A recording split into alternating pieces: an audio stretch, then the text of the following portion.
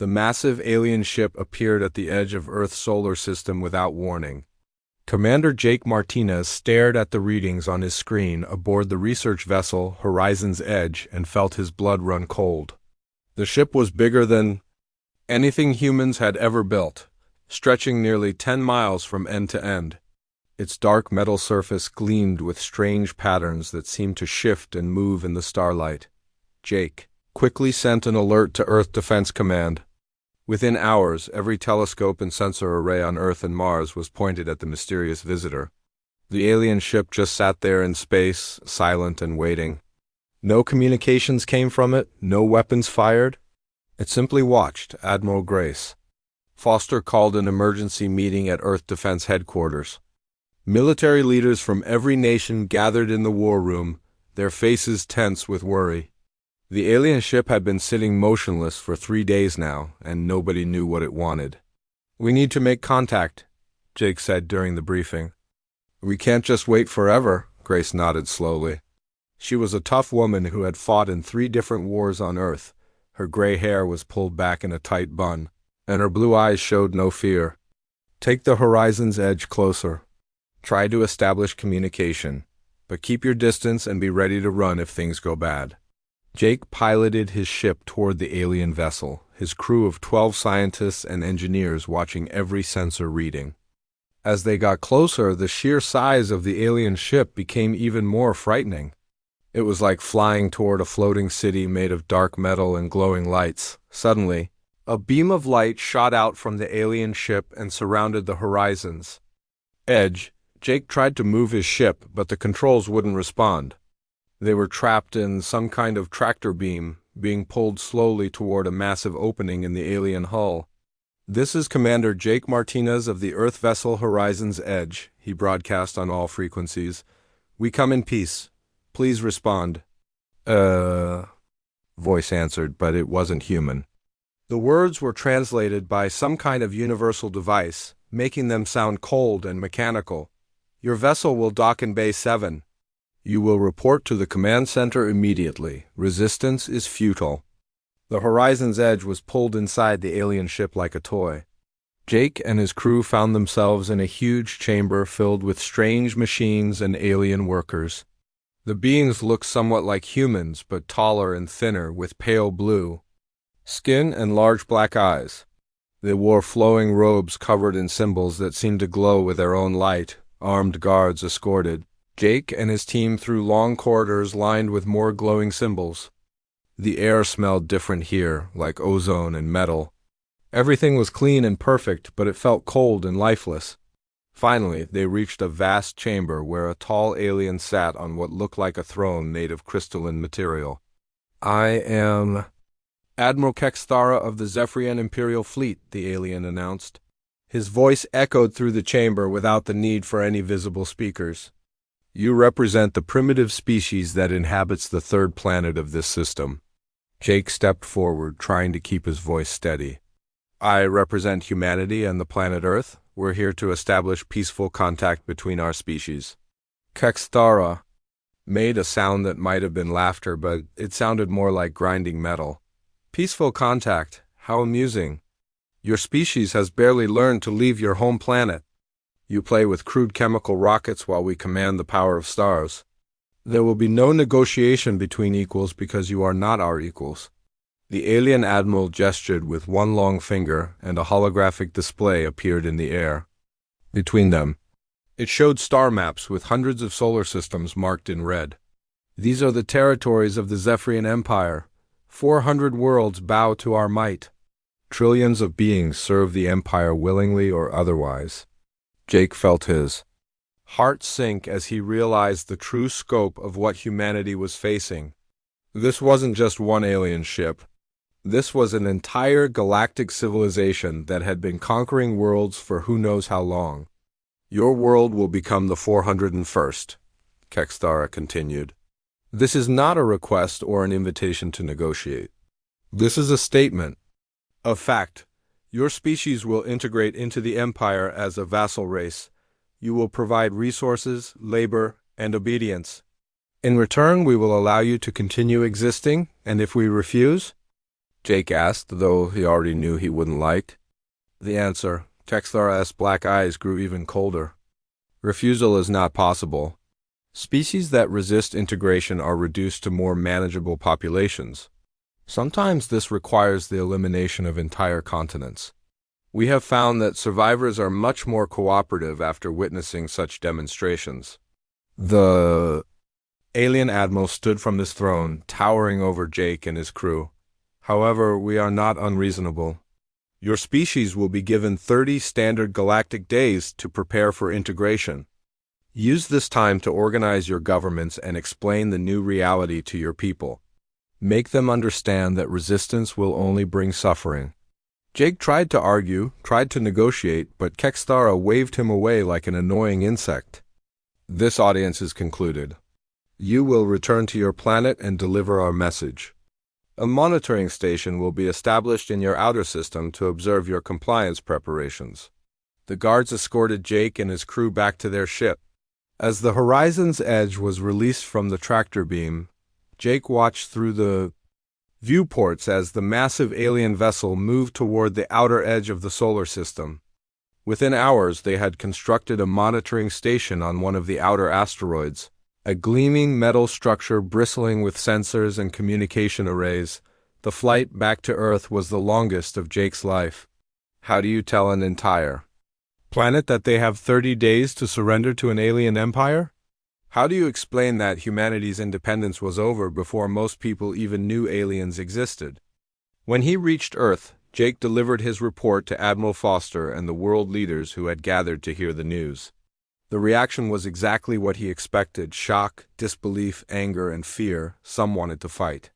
Others wanted to surrender. Immediately.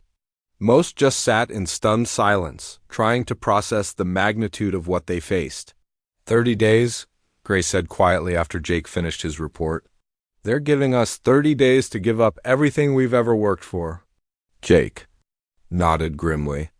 They think we're primitives who will roll over and accept slavery rather than fight.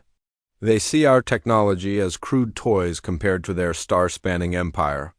Grace looked out the window at the blue sky of Earth, where normal people were, going about their normal lives, unaware that their world had just changed forever. Maybe they're right about our technology, she said, but they might be wrong about everything else. The countdown had begun. 30 days to decide the fate of humanity. Dr. Alex Thompson had always been curious about how things worked, but he had never been more motivated to solve a puzzle than he was now. In the underground laboratories beneath MIT, he stared at pieces of alien technology that Jake Martinez had managed to smuggle back from the Zephyrian ship. The fragments were small, but they contained secrets that could change everything. Look at this power core, Alex said to his team of engineers and scientists. He held up a crystal the size of a golf ball that still glowed with soft blue light even though it had been disconnected from the alien ship for days. This thing produces more energy than our biggest nuclear reactor, and it's no bigger than my fist. Engineer Katie Wells leaned over his shoulder to examine the crystal. She was young but brilliant, the kind of person who could look at any machine and figure out how to make it better. The energy matrix is quantum-based, she said. But look at these connection points. They're designed for single-purpose use. No flexibility at all. Around the world, similar scenes were playing out in secret facilities. The governments of Earth had decided to work together for the first time in human history. Scientists from America, Russia, China, Japan, and dozens of other nations shared their findings freely. Everyone understood that this was bigger than national politics or military secrets. Colonel Sam Parker was running training exercises in the Nevada desert, working with volunteers from every branch of the military. These weren't ordinary soldiers anymore. They were learning to fight in zero gravity using equipment that had been reverse-engineered from alien technology. Sam had fought in Afghanistan and Iraq, but this was different. This was preparing to fight enemies who could travel between stars. The aliens fight like they've never faced real resistance, Sam told his troops during a briefing.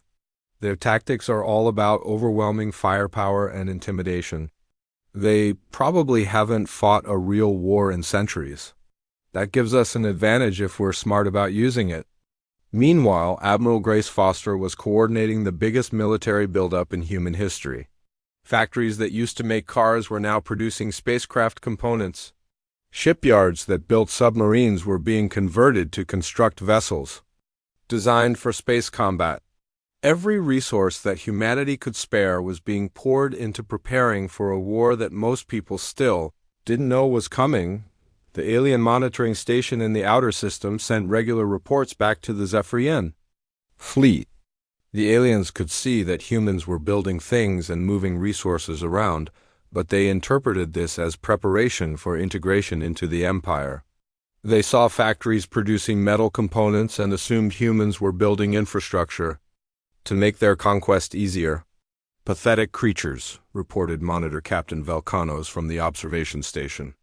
They scramble about like insects, constructing crude imitations of proper Imperial facilities. At least they seem to understand their place in the coming order. But the aliens were completely wrong about what humans were actually building. In secret facilities around the world, Katie Wells and her teams were creating hybrid technologies that combined human innovation with alien science. They took the quantum power cores and redesigned them to be modular and adaptable.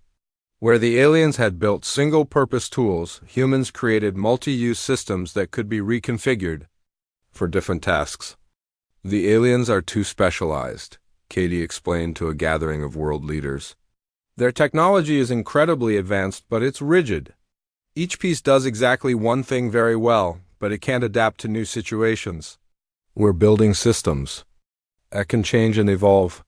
Dr. Alex Thompson made breakthrough after breakthrough. He discovered that the aliens used the same basic power signature for everything from their weapons to their life support systems. This meant that humans could potentially interfere with their technology using modified alien components. Even better, the aliens had never encountered an enemy that could reverse engineer their equipment, so they had no defenses against it. In the Sahara Desert, construction crews were building what appeared to be a solar power facility. The alien monitors noted this as another primitive attempt to generate energy. In reality, it was a massive shipyard hidden underground, protected by holographic camouflage and electromagnetic shields based on alien technology. Colonel Sam Parker's Special Forces units were becoming something the galaxy had never seen before. They trained with weapons that could switch between different modes of operation instantly. Their armor incorporated alien defensive systems but remained flexible enough for human combat techniques. Most importantly, they learned to think like humans fighting aliens, not like humans trying to copy alien tactics. We're not trying to become them, Sam told his soldiers. We're trying to become the thing they least expect to face. The alien empire had conquered 400 worlds using the same approach every time. They would arrive with overwhelming force, demonstrate their technological superiority, and offer the choice between integration and destruction. Most species chose integration.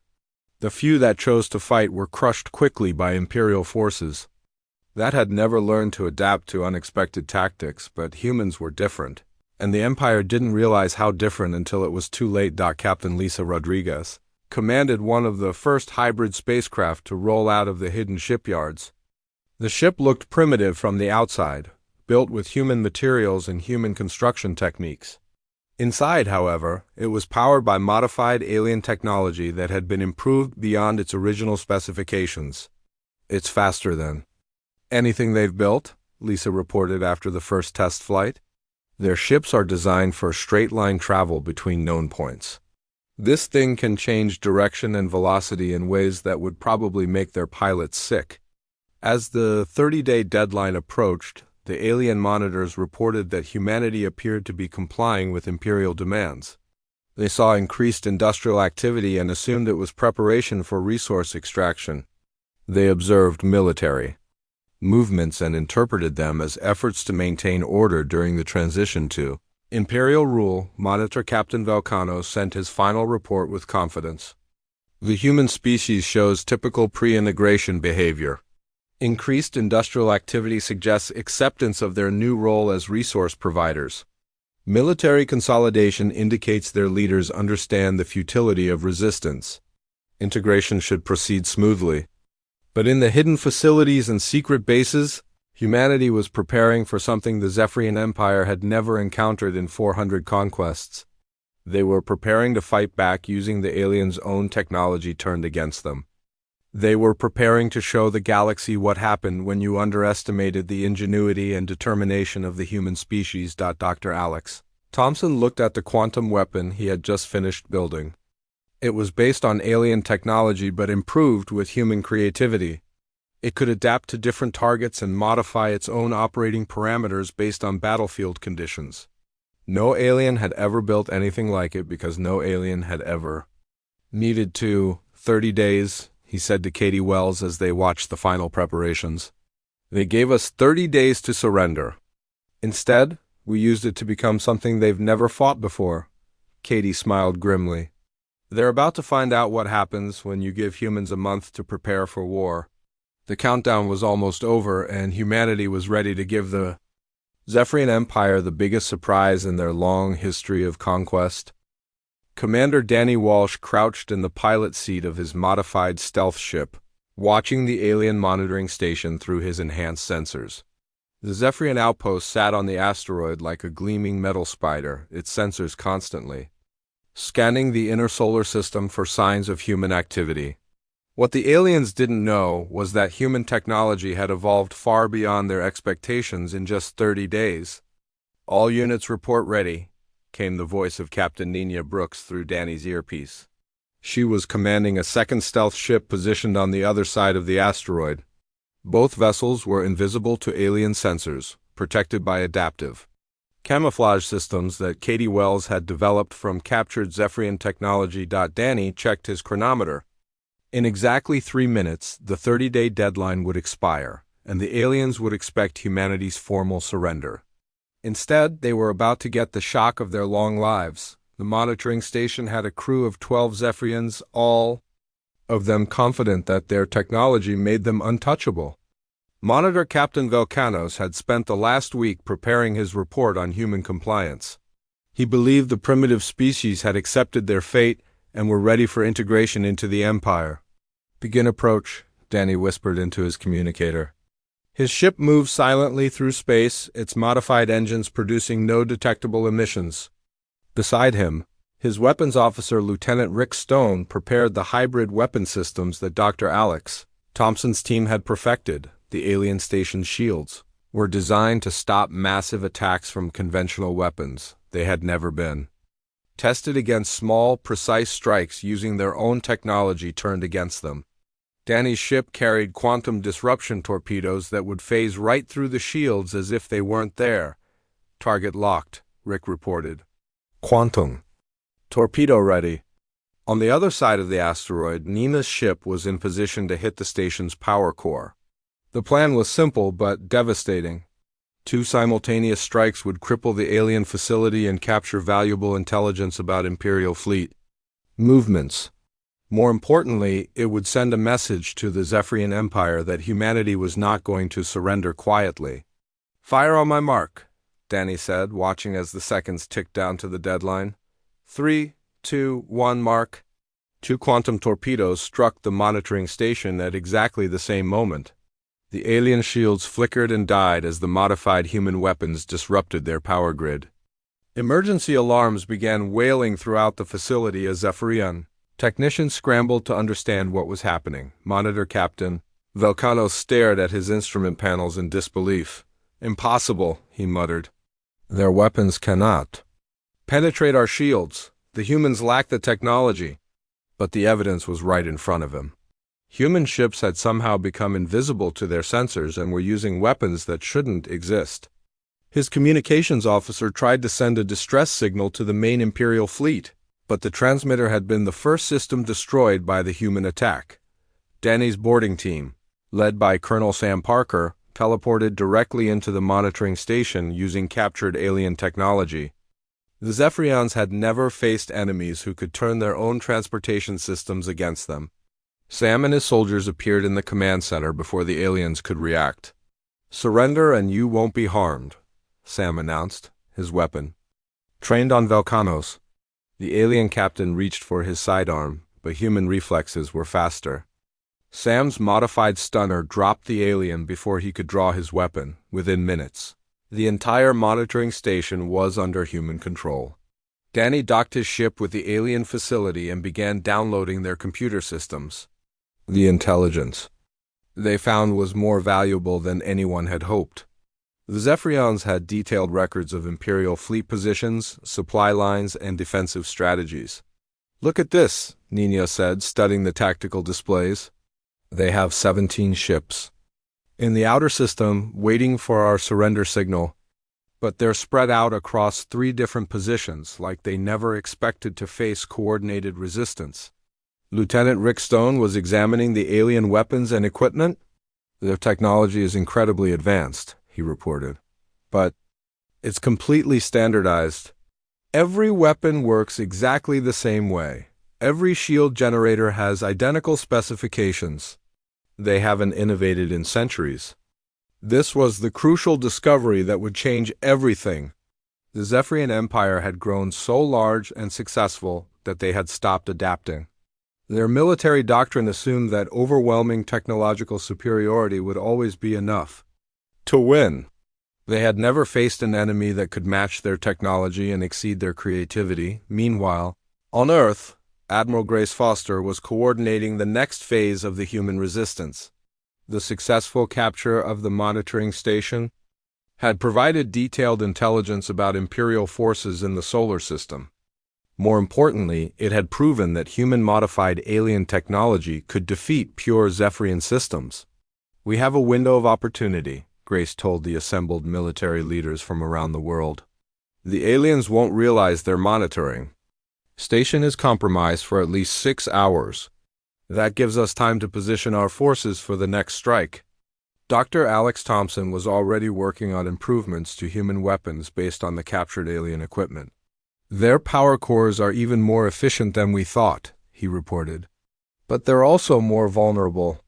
If we can disrupt the quantum matrix at exactly the right frequency, their entire power grid will collapse." Captain Lisa Rodriguez was preparing her hybrid spacecraft for combat. Her ship was faster and more maneuverable than anything the aliens had, but it was also smaller and more lightly armed. The key would be using superior tactics to overcome the aliens' numerical advantage. Back on the captured monitoring station, Colonel Sam Parker's team was preparing for the next phase of the operation. They had identified the locations of all 17 Imperial ships in the outer system. The aliens were positioned in a standard defensive formation that would have been perfect for fighting conventional enemies. Against humans using modified alien technology, it was a disaster waiting to happen. "They're not expecting attacks from multiple directions," Sam observed, studying the tactical displays. "Their ships are designed for frontal assaults against enemies who fight fair. We're not going to fight fair." Danny Walsh was already planning the next strike. The captured alien station could be used as a base of operations, and its communication systems would allow human forces to coordinate attacks across the entire solar system. The aliens had unknowingly provided humanity with the perfect staging ground for guerrilla warfare. "The beauty of it is that they gave us everything we needed to beat them," Danny said to his crew. "Their own technology turned against them by human ingenuity." Monitor Captain Valcano slowly regained consciousness. In the station's detention area, through the transparent walls, he could see human technicians working with alien equipment as if they had been using it for years. The impossible had happened. The primitive species had not only resisted the Empire, but had captured an Imperial facility using improved versions of Zephyrian technology. "How is this possible?" he asked Sam Parker, who was standing guard outside the detention cell. Sam smiled grimly.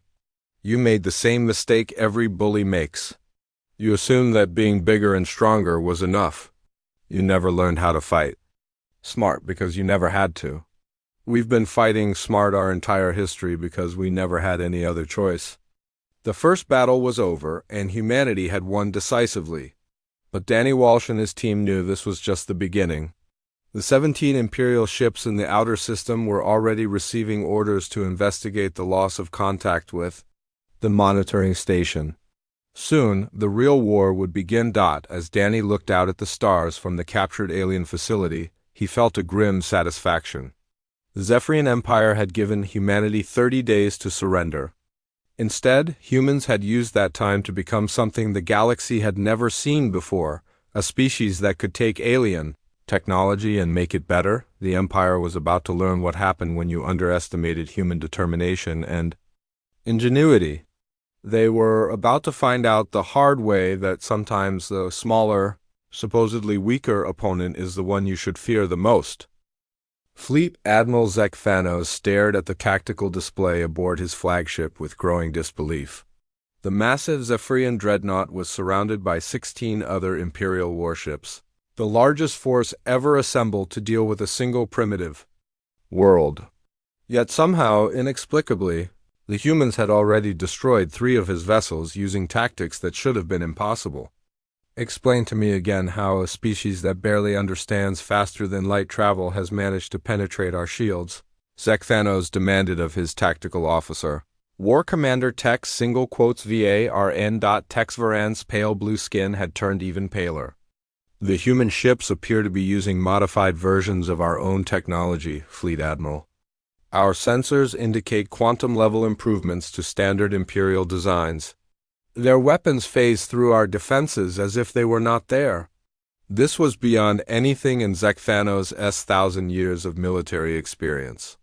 The Zephyrian Empire had conquered 400 worlds using the same proven strategy every time.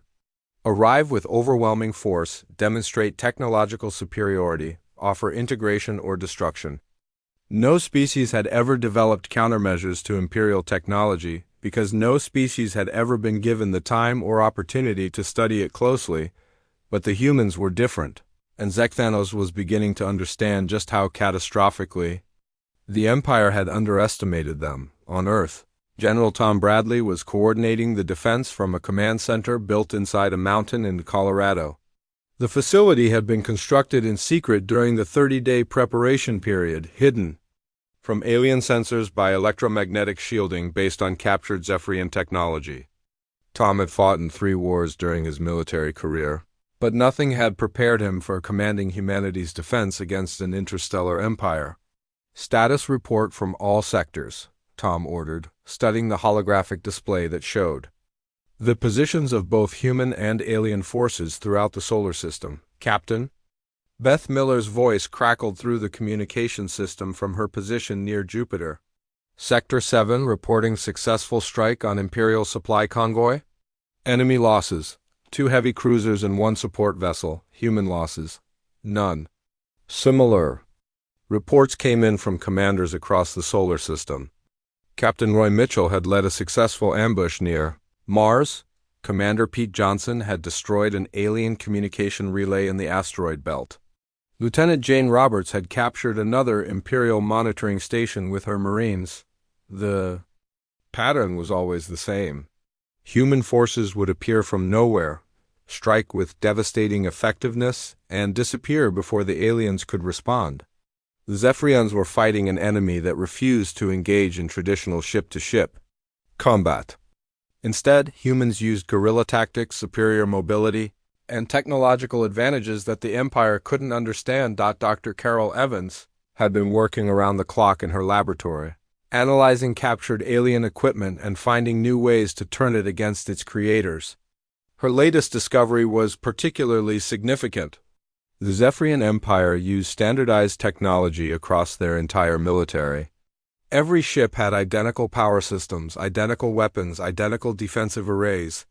It's like they stopped innovating completely, Carol explained to Admiral Grace Foster during a secure video conference. For the last 1,000 years, they've been building the exact same designs over and over. No improvements, no adaptations, no evolution. They've become completely stagnant. This revelation explained why human modifications to alien technology were so effective. The Zephyrians had never encountered an enemy that could reverse engineer their equipment and improve upon it.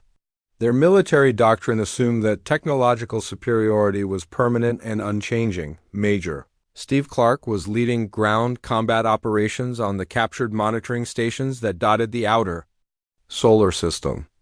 His Marines had been trained to fight in zero gravity using weapons that could adapt to different combat situations instantly. The aliens they faced were skilled but inflexible, trained to fight according to rigid procedures that had worked for centuries. They fight like they're following a manual, Steve reported after his latest engagement. Same tactics every time, same responses to every situation. Once you figure out their pattern, they're predictable.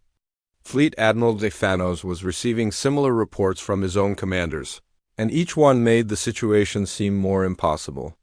The humans were using Imperial technology better than the Empire itself. Their ships were faster, their weapons more versatile, their tactics completely unpredictable. "How many ships have we lost?" Zefanos asked his aide, though he dreaded the answer. 7 confirmed destroyed, Fleet Admiral. 3 more heavily damaged and unable to continue operations. The humans appear to be targeting our power cores with some kind of quantum disruption weapon. Zefanos felt something he had never experienced in his long military career: doubt. The Zephyrian Empire had ruled the galaxy for millennia through technological dominance and overwhelming force. But what happened when an enemy could match your technology and exceed your adaptability? Back on Earth, Dr. Amy Roberts was putting the finishing touches on her latest creation. The quantum-enhanced plasma cannon was based on alien technology but incorporated human innovations that made it far more powerful than the original Imperial design, where alien weapons were designed. For single-target engagement, Amy's creation could adapt its output for different combat situations. "The aliens build tools," Amy explained to her engineering team. "We build systems. Their weapons do one thing very well. Our weapons do whatever the situation requires." This philosophical difference was at the heart of humanity's success against the Zephyrian Empire. Aliens had spent centuries perfecting specialized tools for specific purposes. Humans created adaptable systems that could evolve and change based on circumstances. Commander Danny Walsh was planning the next phase of human operations from the captured alien monitoring station. The facility had become a hub of human activity, with scientists, engineers, and military personnel working together to turn captured technology into weapons of liberation. "We've identified the location of their main supply depot," Danny reported to General Tom Bradley. "It's heavily defended, but the defenses are all designed to stop frontal assaults. If we hit them from multiple directions using stealth ships, we can cripple their ability to maintain operations in this system." The supply depot attack was more successful than anyone had dared hope. Human forces struck from 6 different directions, simultaneously using modified alien technology to penetrate defenses that had been considered impregnable. Within 2 hours, the Zephyrian Empire's ability to support military operations in the solar system had been completely destroyed. Fleet Admiral Zefanos watched the destruction of his supply depot with growing horror. Not only were the humans defeating Imperial forces, they were doing it using superior versions of the Empire's own technology. It was as if everything the Zephyrians had learned about warfare over the past 1,000 years had become obsolete overnight. "Sir," his communication officer reported with obvious fear in his voice, "we're receiving reports from other sectors. The humans have somehow managed to contact other species under Imperial rule. There are reports of uprisings on 12 different worlds." This was the nightmare scenario that Imperial leadership had always feared but never seriously planned for. The Zephyrian Empire ruled through intimidation and technological superiority. If word spread that humans could defeat Imperial forces using improved alien technology, the entire foundation of Imperial rule would collapse. News of human victories was already spreading across the galaxy through underground communication networks that the Empire had never known existed. Species that had been enslaved for centuries were learning that the invincible Zephyrian military could be beaten. More importantly, they were learning that alien technology could be turned against its creators. Captain Lisa Rodriguez was commanding the defense of the inner solar system when the next wave of Imperial reinforcements arrived. 25 new Ships had come from other sectors, hoping to overwhelm human resistance through sheer numbers. What they found instead was a defensive network that had been specifically designed to defeat numerically superior forces. "They're spreading out into a standard attack formation," Lisa reported. "Just like the tactical manuals we captured predicted they would." The human response was swift and devastating. Stealth ships appeared throughout the Imperial formation, striking at vulnerable points with quantum weapons that the aliens still couldn't defend against. The battle lasted less than an hour, and when it was over, only 7 Imperial ships were still operational. Fleet Admiral Zekphanos knew that his military career was over. Worse, he was beginning to suspect that the Zephyrian Empire itself might not survive this encounter with humanity. For the first time in 1,000 years, the Empire faced an enemy that could match their technology and exceed their adaptability. As he prepared his final report to the Imperial capital, Zekphanos reflected on the catastrophic miscalculation that had brought the Empire to this point. They had assumed that primitive species would always remain primitive. They had never considered what would happen if someone took their technology and made it better. Emperor Vashkarl had ruled the Zephyrian Empire for 800 years, and in all that time he had never received a report, like the one that now lay on his crystalline desk. According to Fleet Admiral Zekphanos, a primitive species called humans had not only resisted Imperial integration but had actually defeated the largest military force ever sent to subdue a single world. The Emperor muttered impossible as his ancient voice echoed through the vast throne chamber on the Imperial capital world of Nexus Prime, but the evidence was undeniable. 37 Imperial warships had been destroyed or captured, and the humans were using modified Zephyrian technology that somehow exceeded the performance of the original designs. Across the galaxy, other species under Imperial rule were hearing whispered stories about the human resistance. On the mining world of Kepler, 442b, the enslaved Altarians spoke in hushed tones about aliens who could turn the Empire's own weapons against them. On the agricultural planet of Ross 128b, the Conquered, vegans shared secret messages about a species that refused to bow to Zephyrian might. Admiral Helen Turner was leading humanity's first offensive operation outside the solar system, and her fleet of 12 hybrid warships had traveled to the Proxima Centauri system, where the Empire maintained a garrison that controlled 3 different enslaved species. Helen's mission was to prove that human military capabilities extended beyond defending Earth, and she told her captains during the final briefing that they were not just fighting for humanity anymore, but fighting to show the entire galaxy that the Empire could be defeated. The Proxima Centauri garrison was commanded by War Marshal Coltherin, who was a veteran officer that had participated in the conquest of 47 different worlds. He had received warnings about human capabilities, but like most Imperial commanders, he assumed that the reports were exaggerated because no primitive species could possibly defeat the technological might of the Zephyrian Empire. Helen's attack began with the deployment of stealth ships that had been invisible to alien sensors for months, and Commander Pete Johnson led the first wave with his modified vessels appearing throughout the Imperial formation like ghosts materializing from empty space. The alien ships were caught completely off guard, and their standardized defensive protocols were useless against enemies who refused to fight conventionally.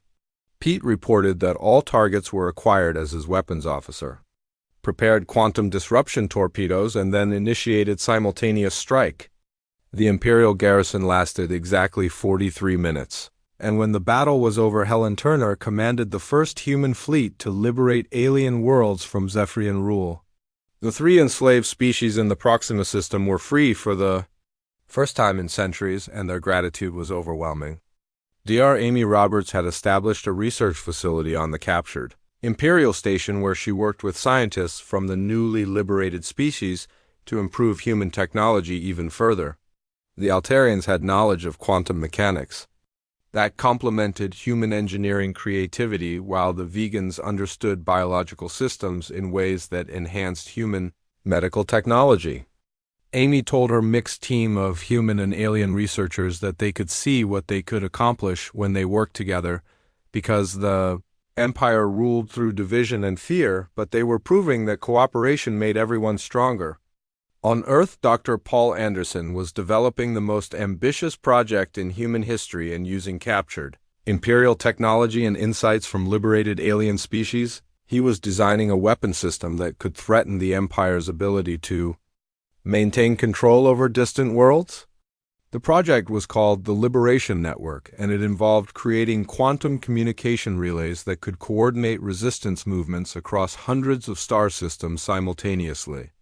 Meanwhile, Emperor Vascoral was growing increasingly desperate as reports arrived from across the galaxy about uprisings and rebellions inspired by human success. The Empire had always maintained control through the belief that resistance was futile, but now that belief was crumbling as species. After species learned that the supposedly invincible Imperial military could be defeated, War Marshal Coltherin had survived the destruction of his garrison and now stood before the Emperor to deliver his report about human capabilities. He explained that the humans fought unlike any enemy the Empire had ever encountered because they used Imperial technology better than the Empire itself while employing tactics that were completely unpredictable. The Emperor listened with growing horror as Coltherin described weapons that could adapt to different situations instantly, and ships that could change their operational parameters during combat. The humans had taken standardized Imperial designs and made them flexible in ways that Zephyrian engineers had never considered possible. Back in the Proxima system, Admiral Helen Turner was coordinating with the liberated alien species to establish a new form of government based on cooperation, rather than domination. The Altarians contributed their knowledge of quantum physics while the Vegans offered expertise in biological systems, and the humans provided organizational skills and military protection. Together they created something the galaxy had never seen before, which was a truly cooperative alliance between different species working toward common goals. News of the Proxima liberation spread quickly through underground communication networks that the Empire had never known existed, and within weeks, similar uprisings began on a dozen other worlds.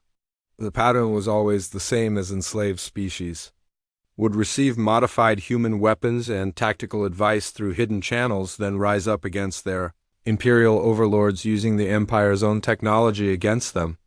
Dr. Amy Roberts reported that each successful liberation provided new insights and technologies that made the next operation even more effective.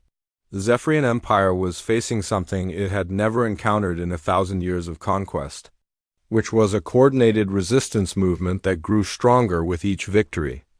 Emperor Vascoral called an emergency session of the Imperial High Command, and the galaxy's most powerful military leaders gathered to discuss the growing human threat. Fleet Admiral Lex Vanos reported that 17 star systems were now in open rebellion, while War Marshal Decavarian explained that Imperial forces were losing battles even when they outnumbered human ships 10-1. The humans seemed to have an unlimited ability to improve upon captured technology, and their tactical flexibility made them impossible to predict or counter. The Emperor made a decision that would have been unthinkable just months earlier, and he authorized the deployment of planet-killing weapons against worlds that harbored human forces.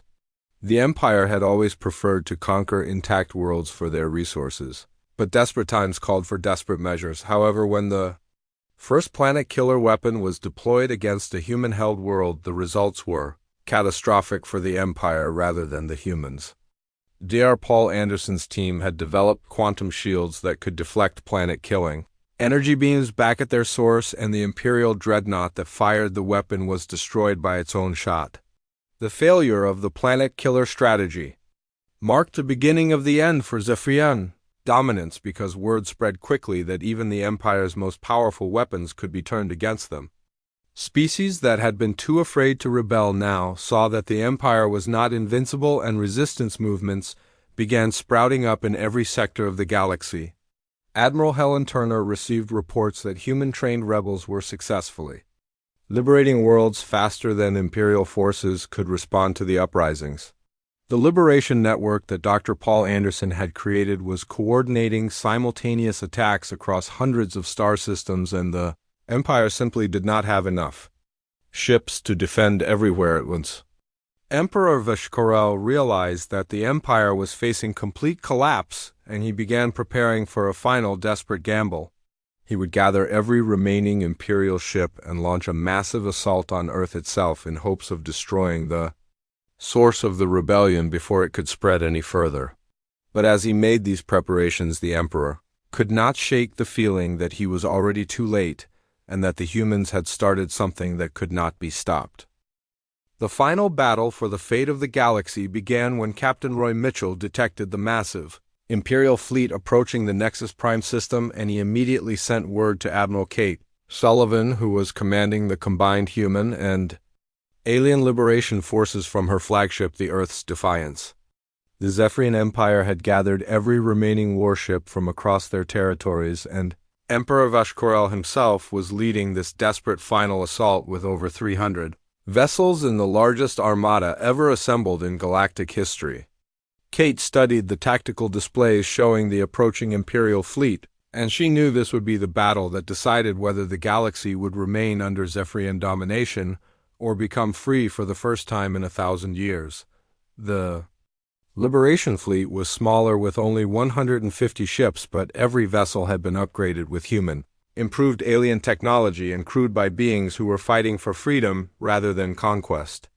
Dr. Paul Anderson's Liberation Network had been working around the clock to coordinate resistance movements across the galaxy, and now rebel forces were attacking Imperial installations in over 200 star systems simultaneously to prevent reinforcements from reaching Nexus Prime.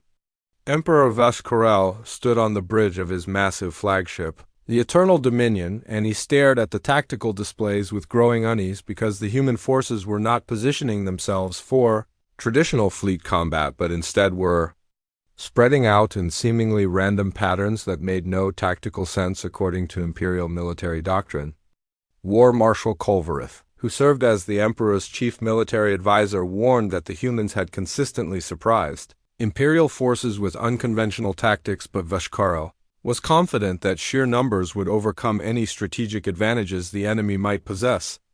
The battle began when human stealth ships appeared throughout the Imperial formation using advanced cloaking technology that rendered them invisible to Zephyrian sensors until they were already firing their quantum disruption weapons at point-blank range.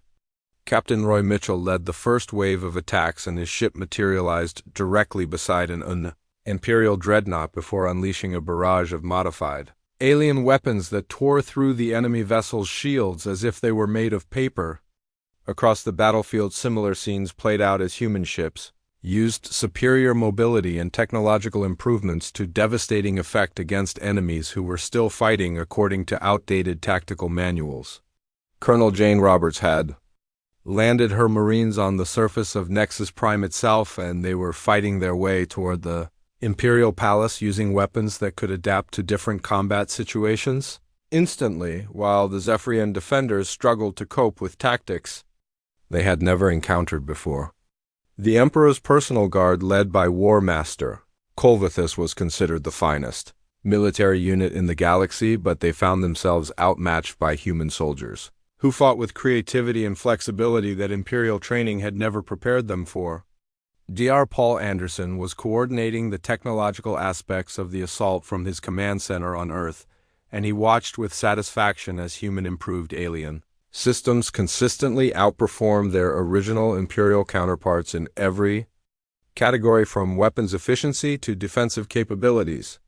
The Zephyrian Empire had spent centuries perfecting their technology, but they had never learned to innovate or adapt, while humans had taken their designs and made them better in just a few months of intensive research and development. Admiral Kate Sullivan maneuvered her fleet with precision that left Imperial commanders confused and frustrated because every time they thought they understood human tactics, the Liberation forces would completely change their approach and attack from unexpected directions. The Empire's rigid military hierarchy made rapid tactical adjustments impossible, while the humans operated with flexible command structures that allowed individual captains to make independent decisions based on rapidly changing battlefield conditions. Emperor Vashkorel watched in horror as his supposedly invincible armada was systematically destroyed by an enemy that refused to fight according to established rules of galactic warfare, and he began to realize that the Empire's 1,000-year reign was coming to an end. The Imperial fleet that had been assembled to crush the human rebellion was instead being crushed by opponents who consistently demonstrated superior technology, tactics, and determination. On the surface of Nexus Prime, Colonel Jane Roberts and her Marines had reached the Imperial Palace, and they were engaged in fierce combat with the Emperor's personal guard in the very halls where galactic policy had been dictated for centuries. War Master Colvithus was a skilled warrior who had never been defeated in personal combat, but he found himself struggling against human soldiers whose training emphasized adaptability and creative problem-solving rather than rigid adherence to traditional fighting techniques.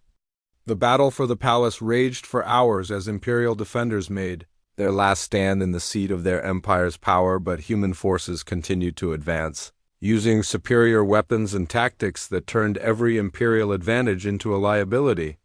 Dr. Paul Anderson's technological innovations had given humanity the ability to turn the Empire's own planetary defense systems against them and the massive orbital weapons platforms that were supposed to protect Nexus Prime instead began targeting Imperial ships under human control.